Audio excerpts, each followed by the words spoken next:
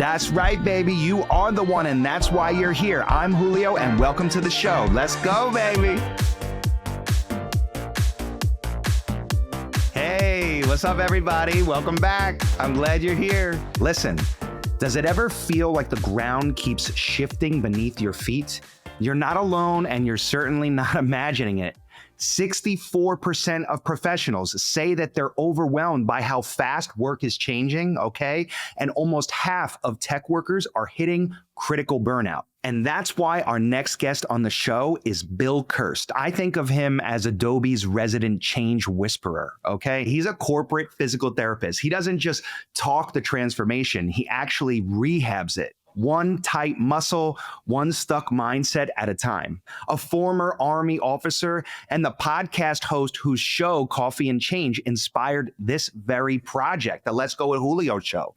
Today, he is going to unpack his three-phase mantra, which I love. It's change happens to you, through you, and for you.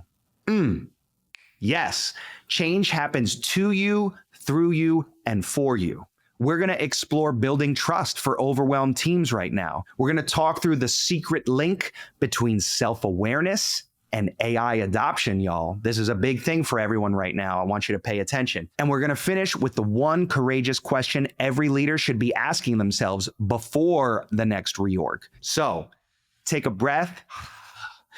Unclench that jaw, relax the shoulders, get some water, and lean in with a pen and paper, because by the time we're done here, you will be unblocked and ready for what's next. Let's go, baby. First of all, hi, everybody. Hello, this is Bill. I want you to meet Bill. We're here in the Let's Go with Julio studios, AKA my living room, dining room. Yep. And I'm actually really honored to have today with us a very special guest, Bill Kirst, who's in town. And just quickly, I have to tell you that he has a wonderful podcast called Coffee and Change. And when I when I made the decision to exit and leave a corporate job, it was very lonely and scary, and I was still trying to figure out what the hell to do with it. Yeah. And you invited me to share the story on the podcast. And I thought, okay, this is interesting. Like, maybe I should do that. We did it. It aired in June 2021. Yeah. I felt the beginning of owning the story, telling the story. Yeah. And you gave me the space to do that. And that really, hearing my voice on the microphone in conversation with you unlocked so much possibility. It was like, wait a minute, this is interesting. Like, maybe there's something here. Maybe I should start it. And we are here today on this show, and Braving Big Tech happened because you inspired me to do it. Well, first of all, thank you for setting this up. You've done a lot of work to do this, and I really appreciate it. It's also really great to be here where you live, because I've known you now, I think it's almost 15 years that we're going on, which is crazy. When I think about it, I'm like, it's been that long. Yeah. But it's also really special to be able to visit someone's home, right? Because like, if you think about it, like, this is where the ideas come, this is where the inspiration comes, and this is where this gets created. Yeah. And so it's kind of a double win for me, which is like, come here and see where you and John call home, and also keep the story going. I mean, what we created, what we started a long time ago is thriving. And so to get to come here, it's a little bit like a pilgrimage, right? Like, go back to the place where things begin and where you get inspiration. So thank you. It's an honor to be here. Oh, well, thank you. It means the world to me, and this is so freaking exciting. And, you know, your job is to think about change. You're sleeping, breathing, thinking about change all day long at a big company like Adobe. What is your job? What do you what do you do? How are you spending your time right now? It's always a really fun question when people say, like, walk me through what your day-to-day is, because the thing about change is it's sort of indiscriminate, right? Like, it's not picky. Like, everybody has to go through it. And I love that. But how do you help everybody go through it if everybody's going through it? And the way I kind of describe it sometimes is it depends on the day. And sometimes I'm a little bit of a corporate therapist. Other days I'm a physical therapist. Other days I'm a coach. Other days I'm a diplomat. Sometimes I'm an enforcer. Sometimes like I'm a hostage negotiator. And all of those descriptions of roles and personas on any given week, I have to cross those thresholds every single time. It just depends on what the change is. It depends on how people are dealing with it. It depends on a lot of the trauma they're carrying, right? I was re-listening to our first episode just last night, and that concept of what happened to you is so at the source of what drives people to struggle with change. And so in a way, I'm trying to use a bit of a Rosetta Stone to understand like what's the source of trauma. Because most of the time in my job, the resistance to change is not actually caused by what is changing. It's caused by like something that happened in the past that somebody didn't acknowledge or didn't forgive.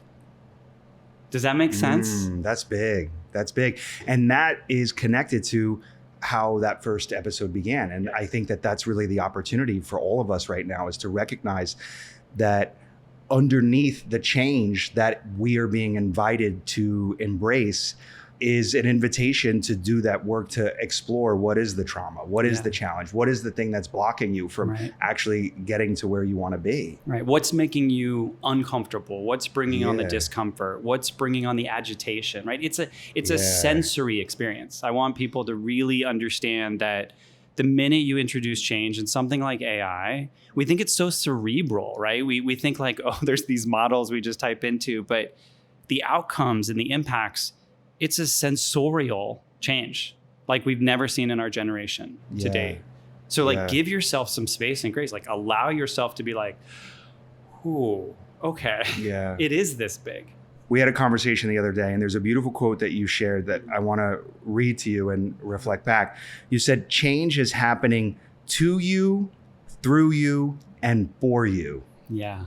So when I reflect back on that, the thing that comes to mind is you can't outrun it. And I'm also reminded that we are either running towards something or away from something at all times, right? And then when you throw change in the mix, it's exactly that. Change is happening to you, through you, or for you. And so on any given day... Is it and or is it or? Is it all, or do you go through all three of those stages?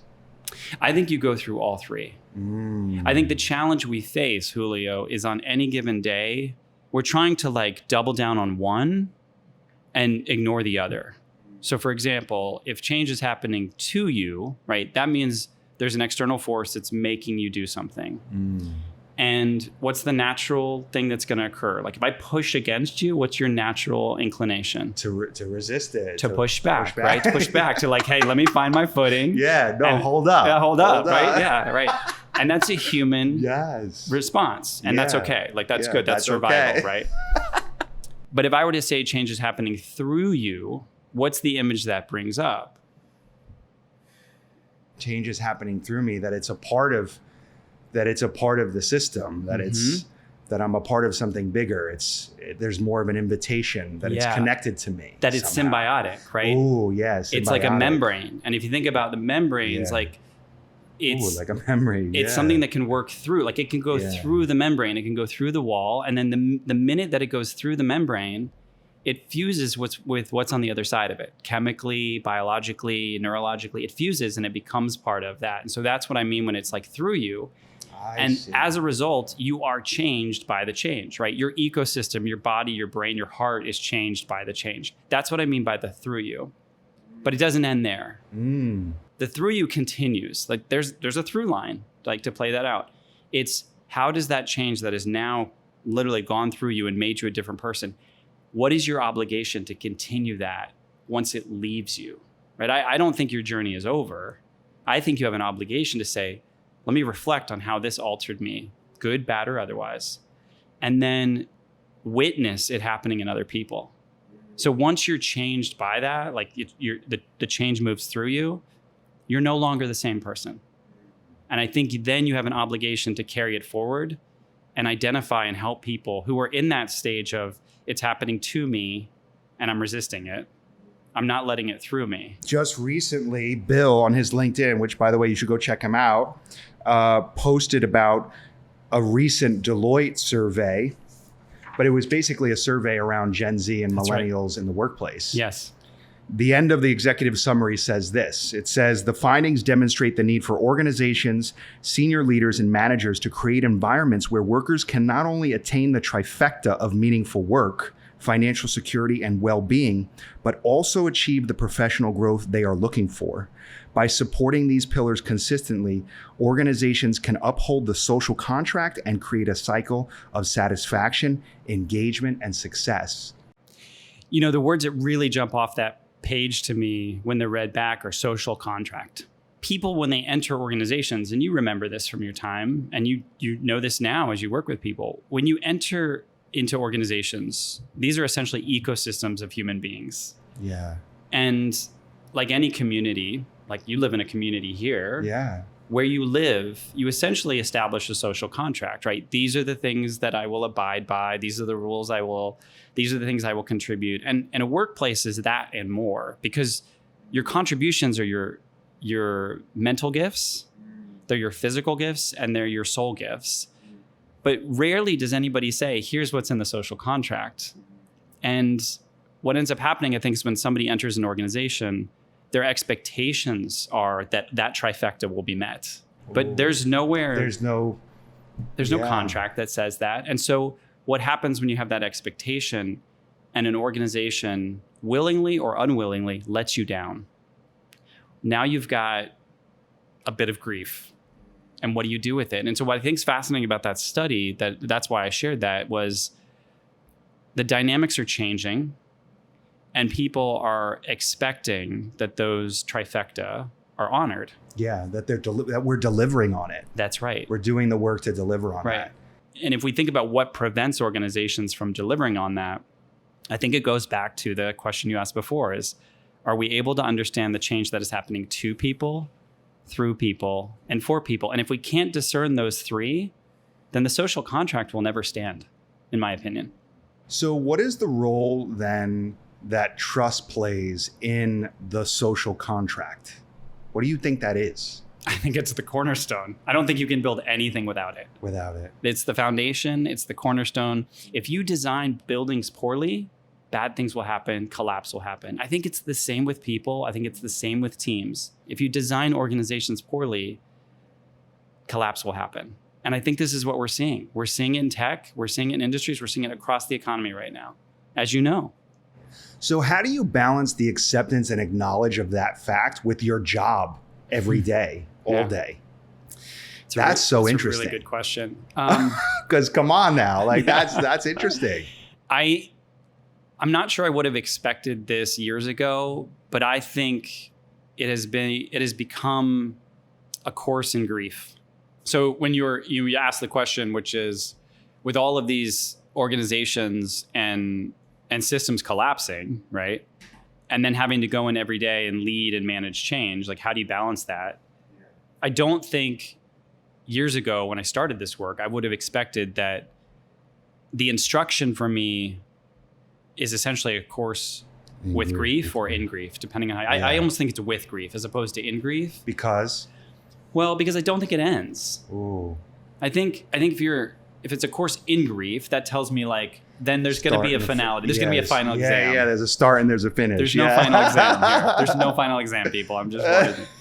There's a lot of blue books. You remember blue books? Did you ever write in blue books? No. They were like when you took exams, they would give you. Oh, yes. You know what I'm talking about. The little like, people know blue books. Yes, that you would then submit. with your writing. Yeah. Yes, yeah, of you course. had to do the essays. Yes, of course. You get a lot of those, but there's no there's no multiple choice and there's no finality to this exam. And so that's what I mean by the greatest teacher for me has been loss. And loss of life and loss of status and loss of jobs and loss of tenure and all whatever you can imagine. Every time that happens, it reminds me that there's a lot we do not control and we have to focus on what we can control. And so every day that I enter the workplace, I ask myself, what can you control today? Who can you inspire today? And who can you uplift? And there's going to be a lot of things that are outside my control, but I get to choose where I focus my energy. And then The next day is a completely different day. It's a laboratory, Julio. Like, you enter the laboratory, you don't necessarily know what's going to happen when these different chemicals mix. There's sometimes that it causes a chain reaction, and you say, well, tomorrow I'm not going to mix those two. And there's other times you create those elements and mix them, and wonderful, innovative, life-changing things happen. And you say, well, let's make sure we do more of that. But it's a reset every day. Yeah, and I think what you're describing is it's really a shift. It's a mindset shift. Completely. It's like we're switching the gear. This is not a manual car. This is an automatic manual. That's the mechanism here. Mm-hmm. And you either learn to embrace that, and I feel like we're all being invited to make that shift. Like John always jokes, my husband always jokes that, in the UK, they don't really do stick shift anymore because automatic is easier. So everybody's doing automatic now. Right. It's like we're now all being invited to shift gears into this mindset that you've just described. Yeah. Yeah. And it's not easy. And some days will be better than others. And the hardest part, I think, is some hours will be better than others. Absolutely. It can be hour by hour. Yeah. It can be minute by minute for people. It can. And the thing that I like to remind people of is the amount of change that's being thrown at us right now, is more in volume and faster in pace than we've ever seen in our lifetime. So you believe that? You don't feel like that's just a headline? No, I have proof for it. You really feel that? I see it every day. You see it in the data. I feel it. I see it in the data. It's akin to the same thing that we talk about with LLMs, right? We talk about ChatGPT, and we say to ourselves with AI, this is the dumbest it's ever going to be in this moment, right? Because what we say by that is it's going to be smarter in the next minute and the next minute and the next minute because of scale and because of use. So change is the same way at that pace. And I say that because just by saying that, exactly what happened to you, right? Your body went, whoa. Yeah. Like, I want people to have that experience of, so I'm not the only one feeling this? No, you're not the only one feeling this. We all are. And to me, I consider it a privilege to have done this work as long as I have, that when I can come into organizations and talk to people and say, I feel this too. They're like, and you're like a masterclass at it. Yeah. And you're feeling it. So that means I'm really feeling it. Yeah, I'm really feeling it. And I also validate it. And I can cut myself some slack. And if you can just get people to take another breath and sort of understand that they're not alone in this, they can take their next step. Yeah. And I think the cut myself some slack is such a key phrase, because what I see amongst, and you see this too, high performers in tech, we're leaders. Yeah. We're critics. We have such a high bar for success for ourselves and for our teams and for our business and for our product, whatever that is, that we oftentimes, we're our own worst critic, and we're constantly, we wake up and we think, I have so much to get done. We go to bed, we think, I haven't done enough. Constantly. Yeah. On top of that, for me, it's all of that, and it's a plus. So just keep layer caking this on. I'm a trained military officer. Like there's a level of expectation and self-criticism and perfectionism that comes with that. And I see this intersection of those of us that have served and are now in tech. Wow. I love that. Really putting in double time on this. And this is why I talk with a lot of veterans. I spend a lot of time with veterans who are trying to find out their next chapter, but also understanding how companies, not just tech, all companies, can use the gifts of those who have served. But on day one, understand that on day one, that level of self-criticism, that level of perfectionism, that level of obligation is at least 2x for a veteran, at least 2x of what you're experiencing. And they're completely silent about it. They're not talking to anybody about it. And that's because? Weakness, shame. We had to do it on our own. If you didn't figure it out on your own, it meant people could die. All of that comes with it, comes with service and selfless service. And it's very hard to unlearn that it's not so much that we can't learn new things. We're always eager. And this goes to the universal human experience. We are eager to learn new things. The harder part is unlearning. So wow, you spent 15 years in tech. That's big. You're still trying to unlearn. Yeah. All of those things every day, right? Every day. And imagine every day a service member who served 20 years in the military. Oh, wow. And then takes off the uniform and puts on this shirt or this shirt. Wow. That's amazing. And shows up the next day and somebody says, hey, for all those reasons, we wanted you to come work here. Oh, and by the way, forget all that stuff. Don't ever mention that stuff. And it's very confusing. It's like an identity crisis all in one. And so I'm very conscious of that intersection that exists in companies and tech and veterans. Okay, so I have a question for you. you.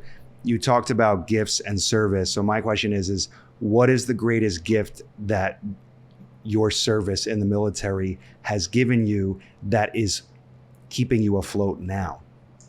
It's a really good question. I think it comes down to two things. One is one of the values that you sort of take allegiance to is integrity.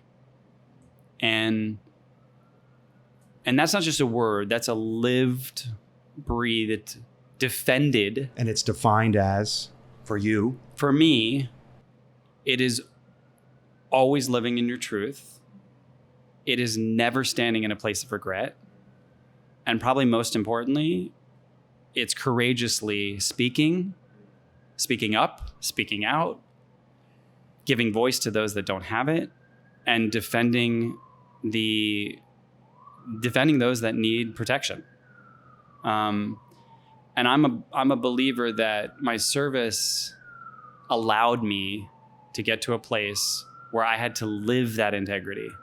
Because how can I protect that for another if I'm not affording it to myself? You can't. Right? You can't. At least it's not sustainable. It's maybe not in the short sustainable. term, but it's fake. I would argue it's impossible. Yeah. Okay. So it's certainly not sustainable. Yeah. I would argue it's impossible. Yeah. Okay. So to live integrity is probably one of the best gifts I took from my service. The other one is all about empathy. And I would almost couch it in the military frame as what we called selfless service. So selfless service. That's literally, that's a value. It's an Army value. Wow, really? Yes.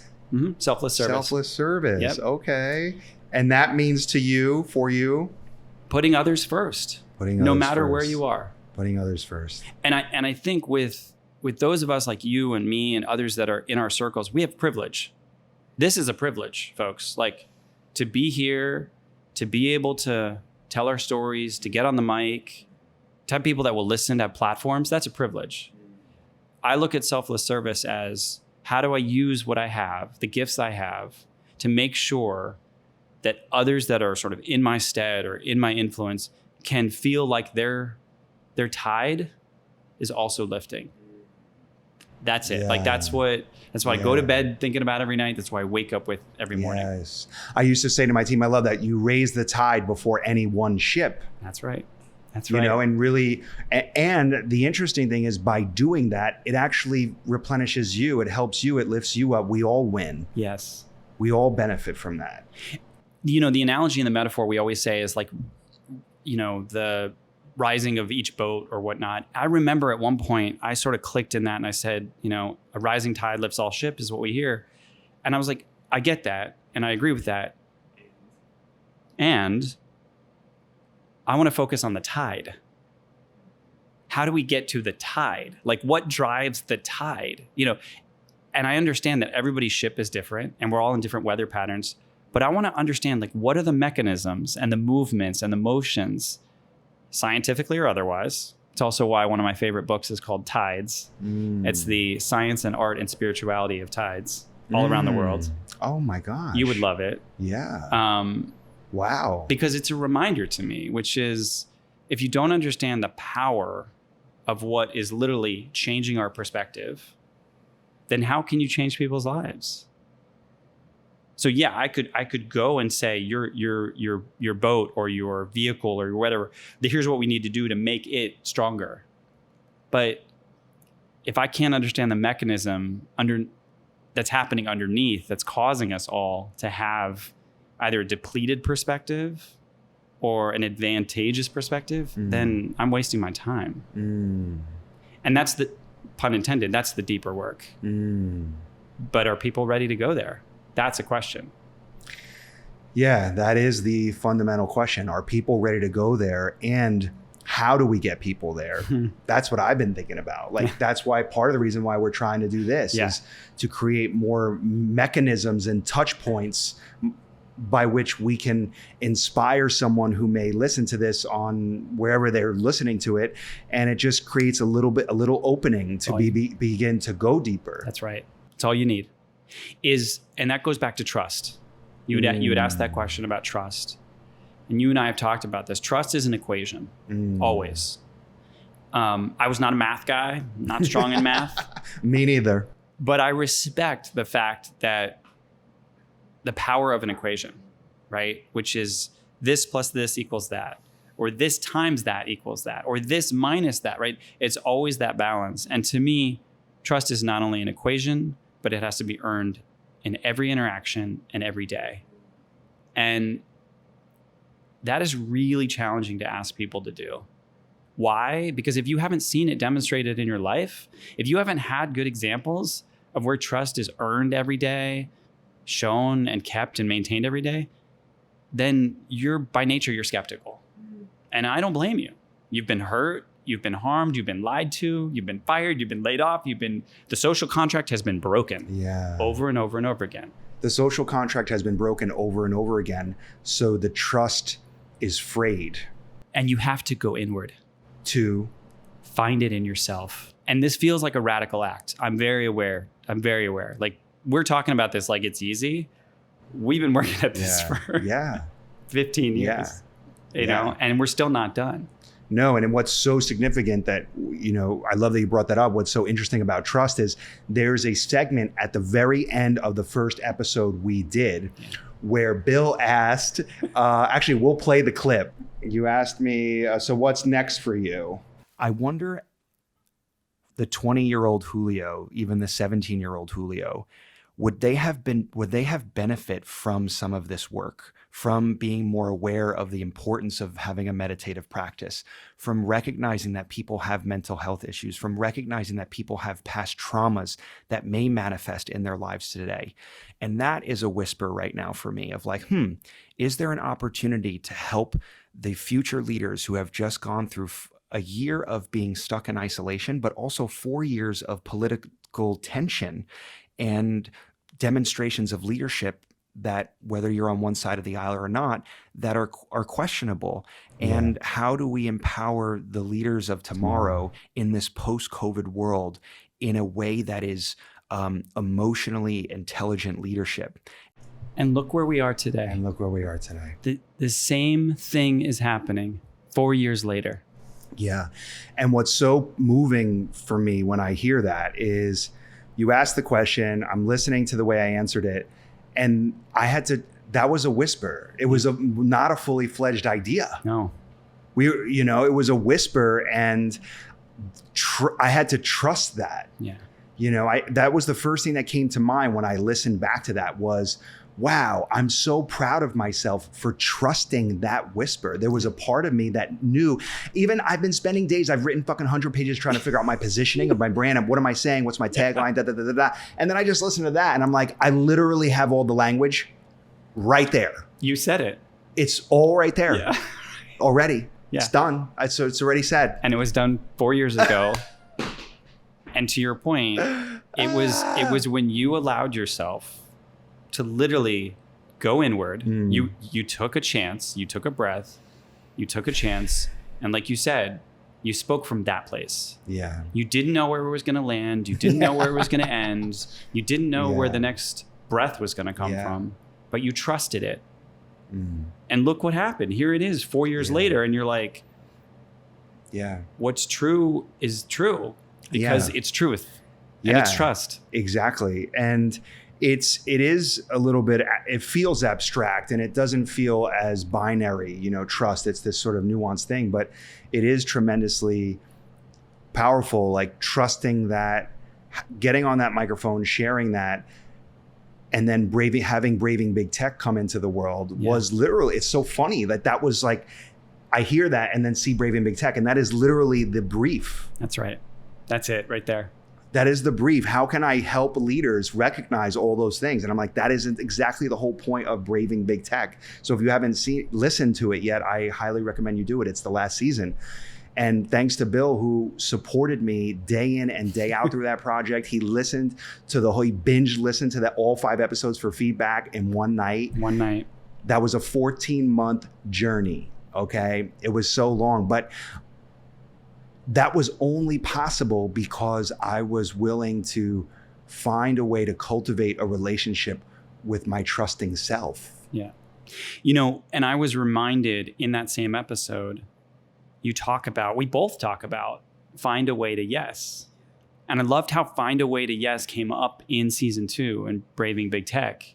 You were talking with a, former manager and the two of you were really orbiting and driven by that concept of find a way to yes. Yeah.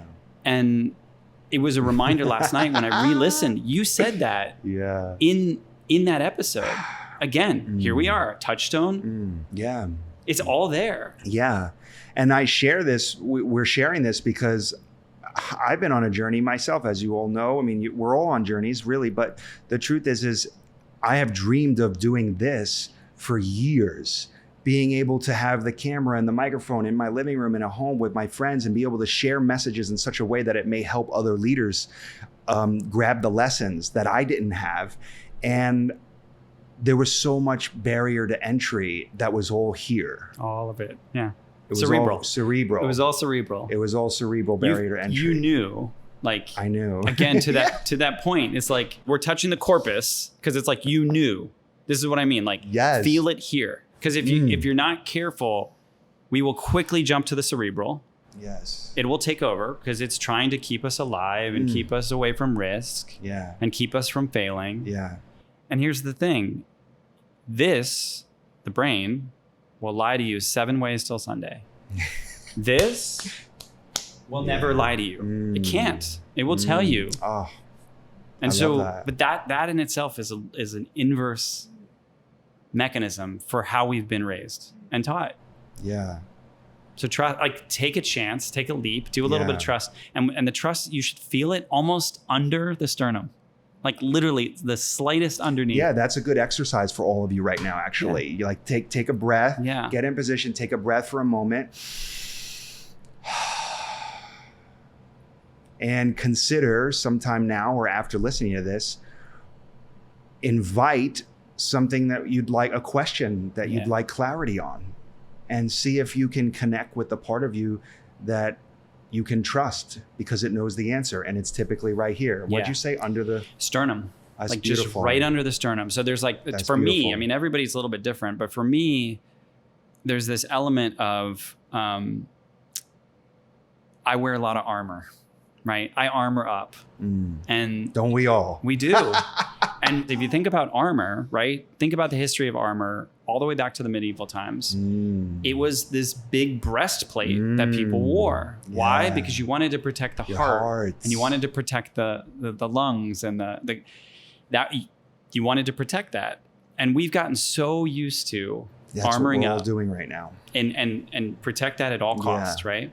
Yeah. So when you do a breathing exercise like that and you ask yourself a question, be it silently or out loud, and it's a question that you've been carrying for a long time, you will feel something. And most of the time it's there, or it might be in your gut, because again, your gut is your second brain. And your gut won't lie to you either. That's why we say I just had a gut feeling. Trust that. Or something just doesn't feel right about this. Trust that. That shit is real. It's there for a reason. It's totally real. Yeah. And to build on that, something that I think about is head voice, heart voice. Beautiful. Which I learned from my meditation teacher, Light Watkins. Shout out to Light Watkins. Yes. And in the breath, in the feeling for the answer, for the trust, I have found that my head voice is typically sharp. It's typically negative. It's typically downward intonation. It's critiquing me. I've done something wrong. It wasn't enough. It wasn't good enough. And then when I can pause, make space for that and push that aside, I can invoke and notice that there's something a little bit more subtle that speaks tender and kind and compassionate. And it's more of a statement and less of a, why didn't you do this? You should have done that. Yeah. And more of a soft, definitive knowing. Yeah. And that is, I hear that when I listen back to that clip. That's right. Yeah. You know, and I love the fact that that clip starts off with you talking to the 20-year-old Julio. Yeah. Yes. I mean, how many people can relate to this? Yeah. There's a universal chord that every one of us have, and that is, if I could go back and do things differently. Everybody feels that. Well, we may not have a time machine, but folks, I think we just heard a time machine. Yeah. Like right here, right now. Yeah. And the power of something like that is it's there for posterity, but it's also there for perpetuity.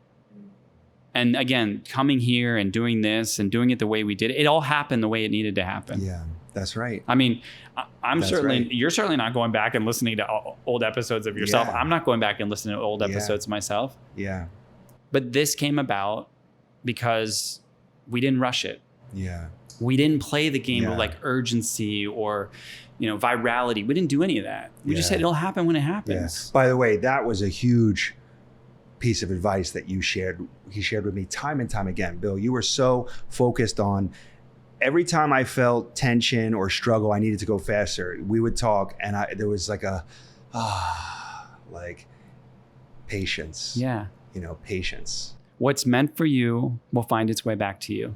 And we're literally seeing that. Yeah. Now, I think that gift that people can give themselves, understand it oftentimes can't be done alone because the judgments will overrule the statements in your mind. It's just going to happen.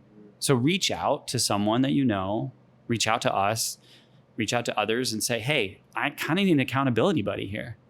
I need someone to check in. I mean, that's a great thing about our friendship is we can pick up the phone at any time and it doesn't really matter what's going on. Yeah. It's just like, hey, totally. I meet you where you're at. Oh, yes. Right? Yeah. And we learn something every time, both ways. And that is such a critical phrasing, meeting people where they're at. Yeah. In order to do that, you have to relinquish a little bit of control and trust that you have the capacity to meet people where they're at. A lot of times I wanted to control the outcome of the whole situation and I had to surrender a lot of that, all of that. And you can't meet people where they're at if you're not present in your own body. Ooh, yeah. Say that one more time because people need to hear that. You cannot meet people where you're at if you are not present in your own body. Yes. It is just a truism. I feel that. I literally feel that. Because if you're not here and you're somewhere else, then you're not here. So you do not get to tell a friend or a family member or a loved one or a coworker, I'm here for you. If you're not, don't use those words sparingly. We're in a world where words matter. And what's interesting is 4 years ago, you talked about the political, the economic, and all that. And where are we today? Yeah, where are we today? We're in the same situation. Yeah. Only worse. Yeah. In my opinion. So how do we lead change in the era of AI? How do we begin to do that? That's probably the better question is how do we begin or where do we begin? Where do we begin? Where do we begin? I was just talking yesterday with a group of people that work in publishing. And publishing is one of the most disrupted industries and organizations right now with all of this happening. And they asked the very similar question, where do we begin? Or how do I even know what beginning looks like? Yeah. And what I shared with them was two things. You have to get back in your body. Before you take on sort of all of this, you have to understand what are my gifts? What are my strengths? What are my fears? What are my passions? And all of those things are going to come up. Because if you don't approach AI and everything with intention, then all you're doing is creating scarcity. You're literally allowing it to remind you that it's going to know more than you will ever know, that it's going to do what you want to do faster than you possibly humanly could. And that the minute that you feel that you have reached a level of achievement, that by the mere fact of what it is, you're now irrelevant. And a lot of people are struggling with that. Sometimes consciously, many times unconsciously. Yeah. And that's what I mean when I say you got to get back into your body. It's me saying, find a way to be conscious in this.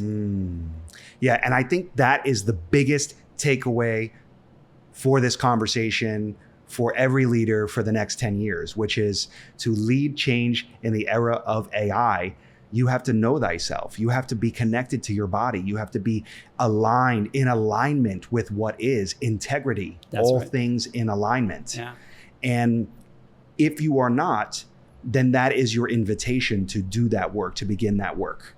And because AI will bring to bear to bear your teams, your relationships, everything around you, culture, the way society is about to shift will bring to bear everything that requires healing is going to come to the surface. Right. And what you see out there are those who are honoring that and doing the work, and those who are not, and discharging that onto other people.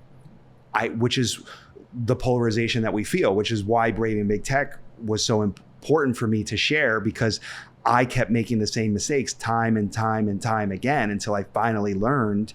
And I'm sharing that so that other people who are in the midst of that can get a little signal, because we don't talk about this stuff. Nobody wants to talk about this stuff. Right. And I think to the point around consciousness, many times the place that is going to unlock or click, like you said, it's going to ignite something, is going to be found in something that is almost completely different than what this technology is. And what I mean by that is it's going to be in storytelling. It's going to be in the human connection. It's going to be in the classics. It's going to be in antiquity. It's going to be going to the museum and standing in front of a piece of art and feeling moved by it. I love that. Right? But notice I didn't say get on a keyboard. Yeah. Notice I didn't say fire up a screen. Though that you will need to do that eventually. But without those reminders of humanity, without the power of art, without the power of music, without touch, we will lose ourselves really, really quickly. And I don't want to see that. So give me an example of someone who's leading change in the era of AI well, and somebody who is struggling. I want to get a picture. Yeah. I want to understand that a little bit. It's a really good question. I have a lot of people that I admire that sort of play in the intersection of tech and more culture. And there are people that I believe who are authors who are doing it well. There are some musicians who are doing it well. There's a number of people that you would never expect would dabble in it and are actually allowing it to empower and better them. So for example, I've recently come across an article about a composer who is using AI to surface, if you will, various ways in which musical notes could be combined.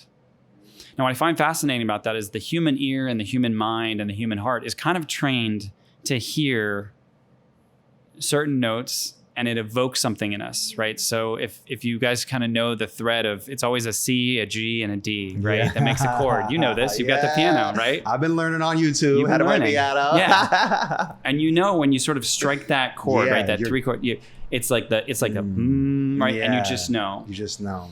And good, bad, or otherwise, I think over all the millennia that we've had music, we've essentially gotten to a place where we've tried that same, right, modicum. And there are composers out there who are saying the human mind and the human ear is limited by nature. So what happens if we actually said, let the AI try and find different patterns that we may not necessarily gravitate towards as humans? It may sound terrible.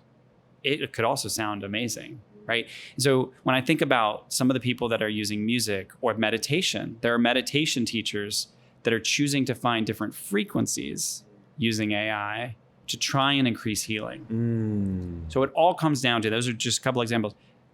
I'm looking at it as the people that want to use this for the application of the betterment and the lessening of pain, lessening of trauma, lessening of loneliness in people's lives. So it's the application of it. Because when we do that well, this technology will have a tremendous cascading beneficial impact to all of us. Right. When you focus on the why, that's it. Like, I want to use AI. Why? And if you don't have that why firmly, and I'm going to say, you're not convicted about it. Go back and ask the why again. And in order to get convicted on it firmly, is you have to trust that. And what it comes down to is, the question to me is not, do you trust AI? The question to me is, do you trust yourself using AI? Wow. And it goes back to, do you know thyself? And if you don't, then it's only going to take you further and further and further away from knowing thyself. So do that work first, which means you got to slow down, be discerning, ask questions. You make it to a place where you say, this is not for me. And that's okay. No is a complete sentence. So what do you do when someone comes to you at work and is like, I heard this podcast, I hear what you're saying. What's my first move? Is it professional development? Start to look in your corporations for professional development opportunities? Is it, maybe it's a myriad of things and different modalities for different people? I would say a couple things. I would say, near term, go back and read your favorite book. Literally, simple as that. It could be a book from childhood. It could be a book that you just read. Go back and read your favorite book, right? Because two things happen. One is you encourage the person to go back to a place where they had both a heart and mind connection to something that motivated them, inspired them, gave them that sort of breath of inspiration. That is a unique and distinct thing. And I want that person to remember that sensation, right? That's the first thing. Then the second thing I would say is, go listen to a piece of music that is going to lift you up, right? That moves your soul, moves your dance. body. That's the third thing I would say is actually dance or go for a run. I've been doing that a lot lately, putting salsa music on, dancing my hips, just realizing, like, shaking my hips. I'm like, I have to move energy through my body. We carry so much blockage and tightness. And we're all like, and we think that we can get to the next place we want to, or even figure out, what do I want to do with myself, when we're locked in a vice. Do the physical, do the intellectual, do that, and then do the spiritual. Every single person, you and I have had a really, God bless the broken road that led us to meditation, man. God bless. Like, we did not expect to be there. No, hell no. I certainly didn't. Definitely was not one of them meditation people. I was a military officer. I was like, no, like, if I can't touch it, I can't see it, I can't control it, I can't break it, I can't. I'm with you on that. It wasn't possible. I'm with you on that. Until I got to the lowest point in my life. Until you got in the lowest point of your life. And we knew there was more for us. So that, I would say, read some of your favorite things, listen to your favorite music, move, shake it out, move. And then whatever your spiritual nudge is, whatever that is, faith or otherwise, nature or otherwise, be in awe. AWE, be in awe. And you describe that as? Well, it could be something as simple as walking through Central Park. It could be something as simple as standing at the base of a building in New York and looking up and being like, how did people make this? That was awe for me. Totally. I was in awe. It could be standing on the side of a mountain. It could be looking at the ocean. I have awe when I go to a concert and I see all these people and I think, how did they decide, like, how are all these people going to get out of this building so fast? It's like just the awe of someone architected this system to figure out exits. And there's awe in all of these moments. And the problem is we keep looking past it. We look past it. And so, because we're looking for something else. Right. When it's right there. It's right there. It's all right there. It's right there. If we allow ourselves to. So that would kind of be the piece of it. Is like, where do people begin? I think you begin with, for lack of an analogy, begin with the things you already have in your cabinet. Like, don't go to the store and buy more. Begin with what you already have. Like, go look in your cupboard of life and be like, what do I have? And then I'm going to make this amazing cake. And to build on that, connected to the first episode, one of the things we talked about, working on a kinder, healthier world, was the title, is a one-on-one with yourself. Absolutely. Because what you're describing doesn't just happen once and then all of a sudden there's an unlock and everything is fine. This is a daily practice. This is a lifestyle. This is a process by which you cultivate the connection to yourself. And for me, having what I think of as a one-on-one with myself, it's a meditation, it's a writing, it's a checking in with myself, whatever that thing is, however short it is or long it needs to be. This is what we're sharing is recurrent. It's a thing that it has to happen on an ongoing basis. Whereas I feel like a lot of times, particularly when I was in a corporate job, you take a class on presentation 101 and you think, okay, it's done. Now I know how to make a presentation. And I'm like, well, yeah, but you're kind of always finessing and fine tuning and sharpening the tool. Yeah. And I think the other piece, which I'm noticing as I reflect on it, is everything I shared in order to begin depends on no other. Literally, you could do all those things alone, to your point, singular. Now, I'm not encouraging loneliness, but what I'm saying is you, in a singular way, have that capacity. So don't wait till I have to wait to go to the perfect conference. I have to wait to sign up for the perfect retreat. No, you're not dependent on any other. Yeah. It's all in you. And I understand that is a scary realization for people. I want to talk with you about somebody who's listening, is a leader, has someone on their team who's resistant to change, and they have little patience. We know a lot of those people. I coach a lot of these people, high performers, moving fast. They have a mission. I love them to death, all of you. But they have someone on their team who wants their 9 to 5, who's pushing back on more, who's, creating these tension points. And you can tell that there's a bit of resistance.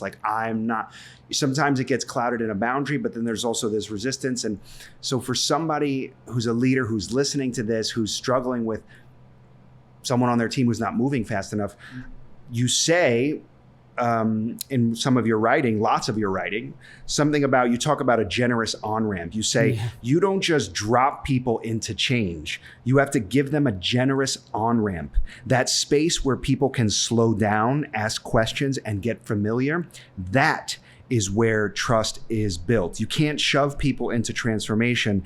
They need invitations and spaciousness and psychological safety. So in a world where we're constantly moving so fast, you're a leader listening to that, and that sounds beautiful, and that really sounds like the way. But how the heck do you go? How do you get there? How do you do that? Yeah, it's not easy.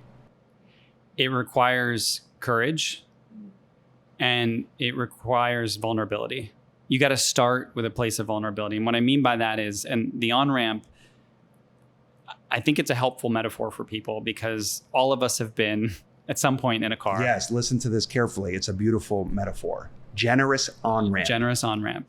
So as you're listening or watching, just in your mind's eye, remember a time when you were in a car driving. And depending on where you were, you had to get from a local road or a highway onto an expressway or a freeway. And you know what those on-ramps are like that are super short and super sharp. And you have to go from where you are to accelerating, to boxing people out, to putting yourself and others at risk in order to just get on the highway or the freeway or the expressway. Yeah. You know it. Yeah. You can sense it. You can feel it. You're listening to it right now and you're tensing up. Yeah. You can feel the steering wheel in your hands, right?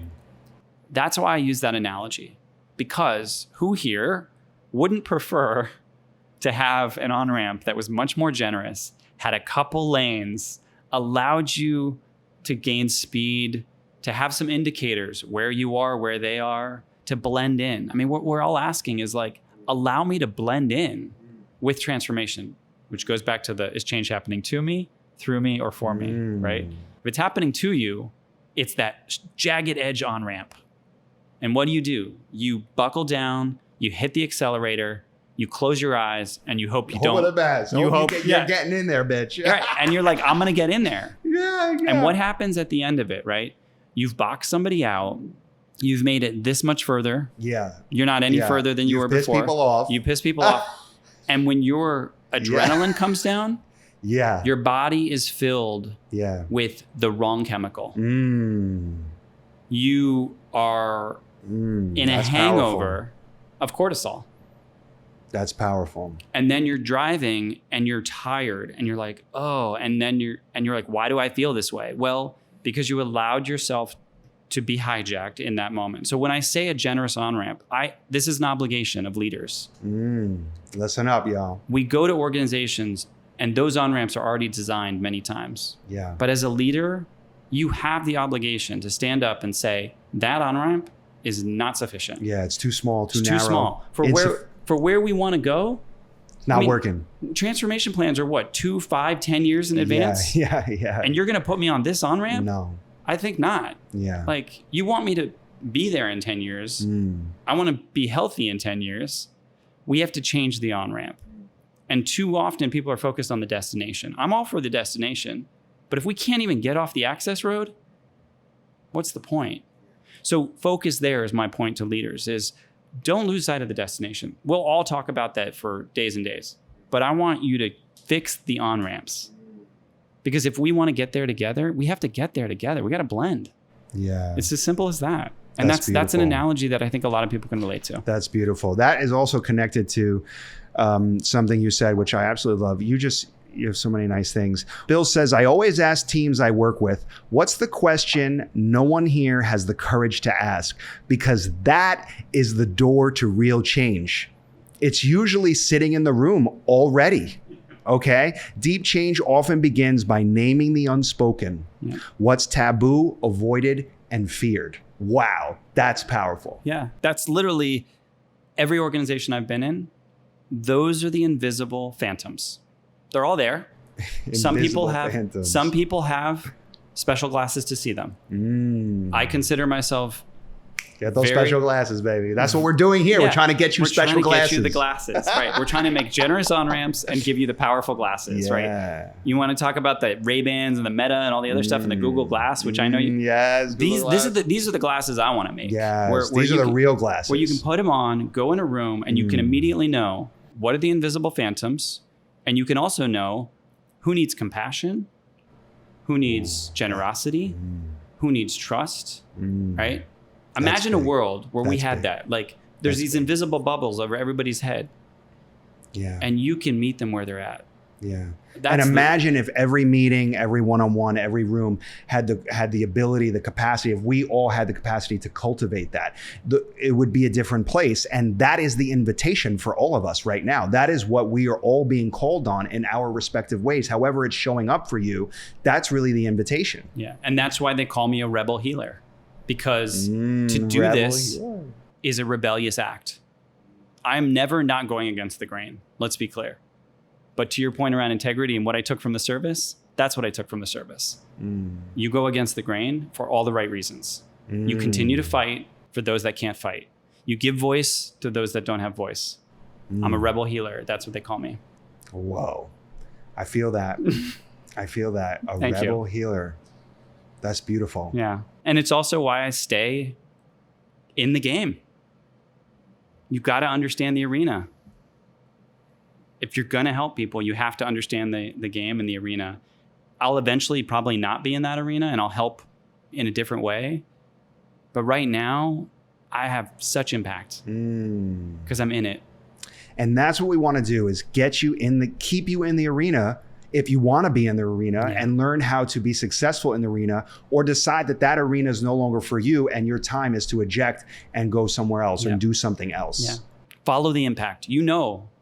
Follow your gifts, use your divine purpose, and you'll know where to go. The map will literally create itself for you. But I want to also mention something you've shared about physical therapy for the soul. You say, you know how physical therapy helps a body move again after injury?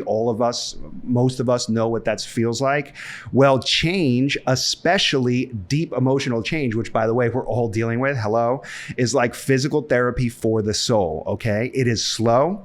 It is uncomfortable, but you know what? It's what gets us moving again in our purpose. Yeah, there's that word, purpose. It's uncomfortable. It's resistant. You're going to be resistant. But the only way that you can grow and heal and go further and continue is to do that physical therapy. And I think too often people will elect to just change the physical therapist. Same thing happens with coaching. Yeah, and therapy. I see this all the time. People go to couples therapy. Oh, I don't like my therapist. And then after 2, they're like, it wasn't working for me. They weren't right. It was the wrong fit. And it's like, okay, bitch, what's really going on here? Right. And they're now, and it's bringing up all that tension and all that resistance, which is exactly where you need to pay attention. Right. Pay attention to that. So, when you say, what is my day like? And I cited, sometimes I'm a physical therapist. That's what I mean. I'm a physical therapist for the soul. That's what you mean. And it's... Ooh, wait a minute. Physical therapist for the soul. Yeah. I like that. I like that. And you don't hear those words in corporate. No, you don't hear those words in tech, and you don't hear those words in corporate. But that's going to become more important, making the spiritual practical. The soul is, physical therapy for the soul. I just love that. And I've called you a trust architect. Yeah. Right? There's those 2 words. He did my human design, which, by the way, in the beginning I was very like, I don't know about that, but he took the time. By the way, incredible. Thank you. Wrote this 20-page document, did the analysis, read it through. I printed it out and read it and highlighted it many times. And honestly, it was so helpful. It was so informative. 2 things that came from that particularly, one being the trust architect. I've been thinking a lot about my work and my mission and what I'm doing. And a lot of this underneath it all, coaching is a modality. It's one thing I do. It's a mechanism. So is the workshop. So is the all hands. So is the this, that, and the other. So is the, underneath it all, it's about architecting trust. Yeah. How do I help leaders create the conditions so that we can trust each other? Yeah. And it starts with the self in order for you to extend that to others. If you don't have trust with yourself, you cannot trust your team. That's right. The micromanagement, the stress, the bad mouthing people in Slack, the sniping emails, all that shit is a function of work that you need to do. And that was a hard lesson for me to really get a hold of, but it really comes down to architecting trust. And when that was shared in the human design, it really resonated with me. Yeah. Trust is about its vulnerability. There's a nuance to it. It's so special. And the second thing that came from the human design was acting like a cheetah. The mechanisms by which I move and be and engage in the world. For so many years, I was stuck on, I need to be cranking and shipping, my goal, my to-do list, go, constantly all the time. And then I was burning out, and I realized that was counter to my human design. That is not how this works. I'm more of a cheetah, such that I'm sitting in the tree looking out at the horizon, waiting and planning my move while everybody else is out there, and I'm chilling under the shade, harnessing my energy, restoring. Yeah. And then boom, I go in, I pounce, and then I come back. That ebb and flow, I've really learned to embrace, and having you help me wrap words around that is so beautiful. And so sometimes when I'm stressing myself out as I have to do enough, I'm like, hang on, bitch, slow down, take a breath, write a list of stuff you've already done, and remember that you're a cheetah. That's right. That's right.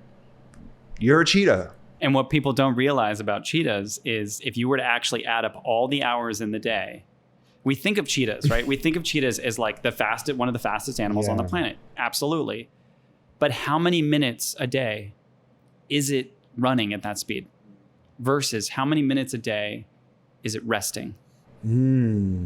It cannot be one without the other. Yeah. And that's what came through the human design for you. Yeah. And I love that. And to your point, this is why I do what I do. This is why I write. This is why I speak. This is why I do the podcast. Put words to people's truth. And if you do that, you can set them free. And that's why it was an honor to do that work, because we put words around something that you had embodied, but you didn't have vocabulary for. That's right. And it set you free. That's right. Both the human design, but also the first episode, coming back full circle, back to the first episode. Yeah. The ability to share your story and to wrap words around it really has the power to set you free. And it's an age-old thing, but yet, we all have to go through it. Right. Right. So listen, I want to go into a lightning round quick. Yeah, let's do it. I have a couple of lightning rounds quickly because we got to get there. We're experimenting. We're doing new shit. Who knows if it's going to make it, but we're just having fun with this fucking thing. Okay, here we go. So right now, courage to me feels like. Courage to me feels like speaking up and speaking out.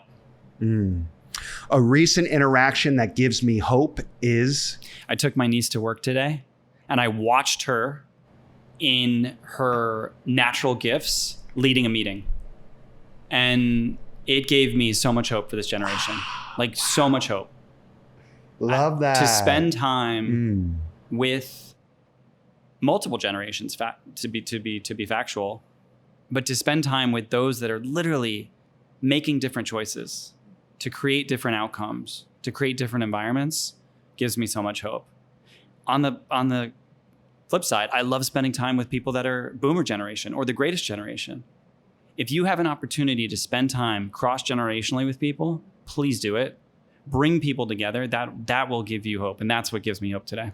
And by the way, that's especially important now because I don't have the stat exactly, but for the first time, there's multiple, multiple generations 4 or 5, in the workforce, all working together with different, rules and procedures and mechanisms. And what's also in that report that you shared, a really fascinating stat, which kind of blew me away, was Gen Z.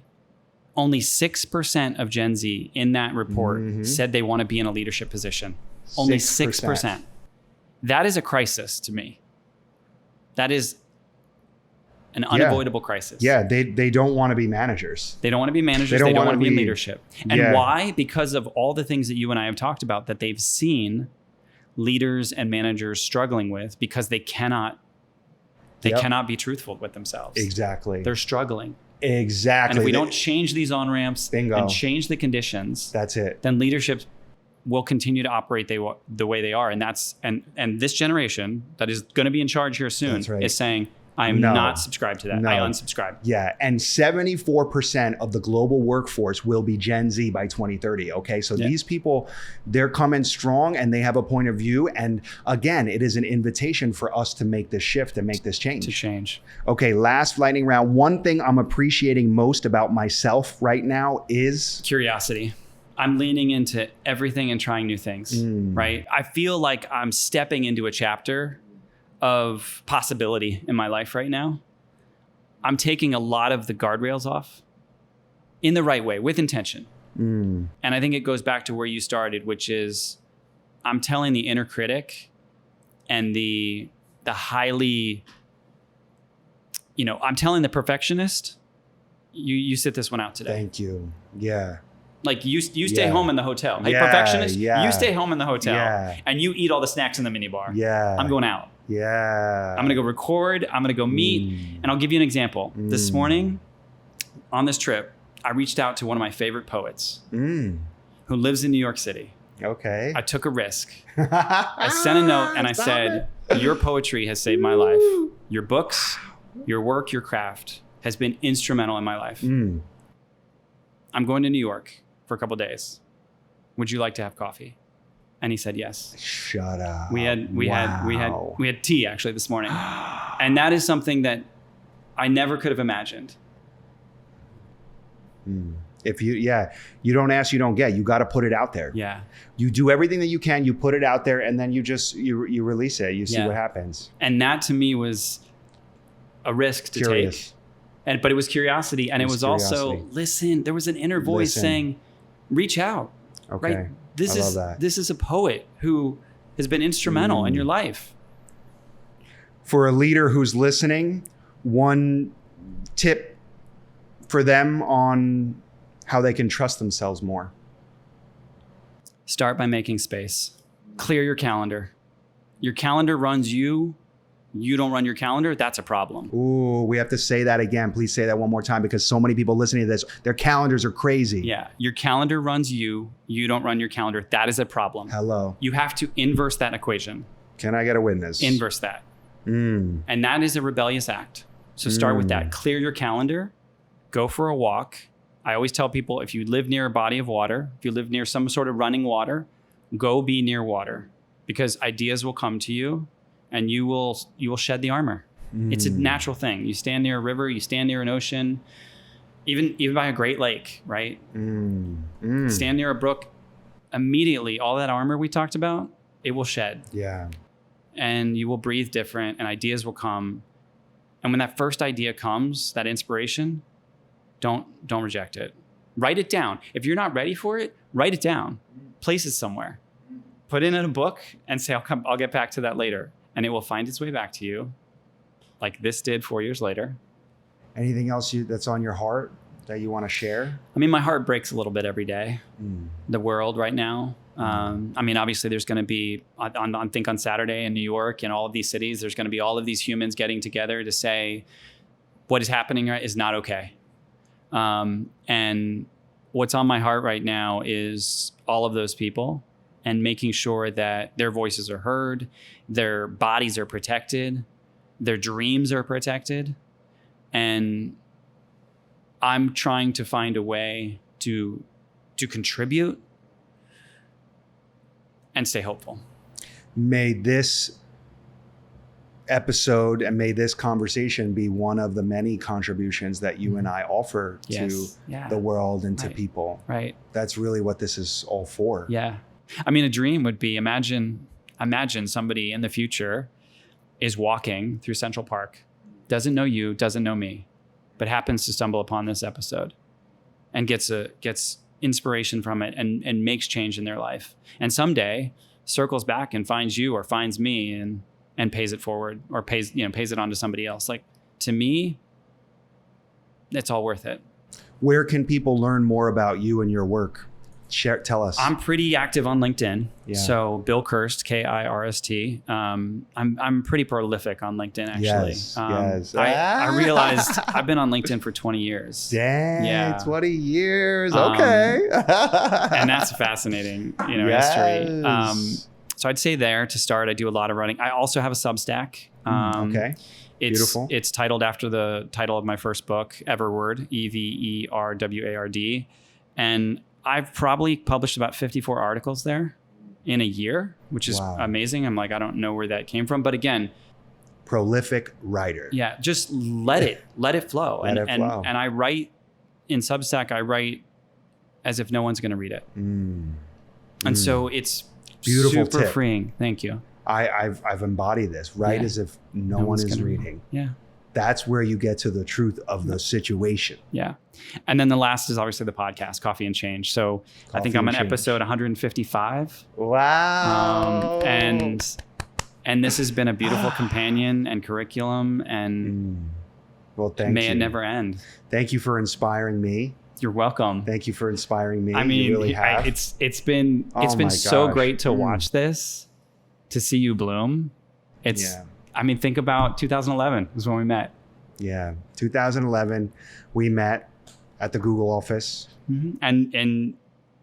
And you and I met in that place of what if, right? It was always what if. And here we are. Yeah. So thank you. Oh. Thank you for trusting me 4 years ago to be the first podcast you ever joined. The first time you got on a mic. Yeah, first time. That means a lot. Like the inaugural for someone is like a big deal. Yeah. And we've had 2 reunions since. Yeah. Yeah. And it's really, it opened the whole world for me. Yeah. It opened a whole world that I can share stories and I can communicate. And, it was really a portal into a new existence for me, really getting me closer to my mission. Yeah. So thank you for that. May it always be. Yeah. And we're going to do this again. Next time you come back, Let's do it. Actually, Seattle. I'm coming to Seattle October for Out and Equal. We could do it at... That's right. We can do it at my place. Yes. West Coast. Yeah. West Coast version. Okay. Absolutely. I'm here for it. We'll do it. Thank you. That was wonderful. Great. All right, y'all, that's it for today's episode. Now listen, if you were moved by something today, then good. It means it's working. That's progress. Shoot me a note and tell me. I want to hear about it. You can DM me online. hello@letsgowithjulio.com is my email. You can visit me at letsgowithjulio.com.